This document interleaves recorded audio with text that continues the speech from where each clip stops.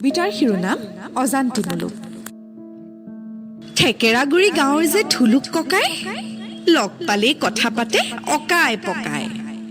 চিঙিলীয়া ডেকাৰ পৰা গৰখীয়া স্কুলীয়া যিয়ে দেখে ককাক দূৰতে পলায়। এদিন ভুলুকে খেলি চেংগুটি আহি আছিল বেঙা লেখি জুখি।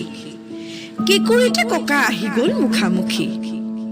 দুই হাতে আগচি সুধিলে ভুলুক, ঐ ল'ৰা, দেখিছনে ক'ৰবাত অজান্তি মুলুক? নেজানো ভাবেৰে সি মূৰ জোকাৰিলে। ভাবি গুণি ক বুলি ককাই ফুকাৰিলে। ভুলুকে ভাবিলে কি কওঁ কেনেকৈ সাৰো। ককাকে উভতাই প্ৰশ্নটো কৰোঁ। ককাইতো নিশ্চয় কিবা এটা ক'ব। ককাৰ মুখৰ পৰা উত্তৰটো ওলাব। ভুলুৱে বোলে আজিলৈকে শুনা নাই কোনোৱেই কোৱা।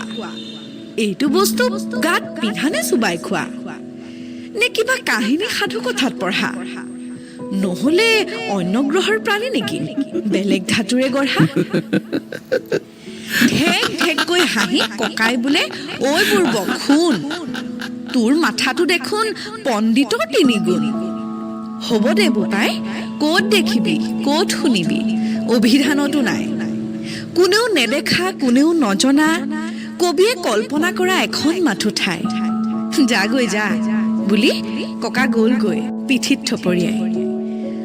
ভুলুৱেও ৰং পাই ঢাপলি মেলিলে ককালৈ ঘূৰি চাই চাই। ধন্যবাদ।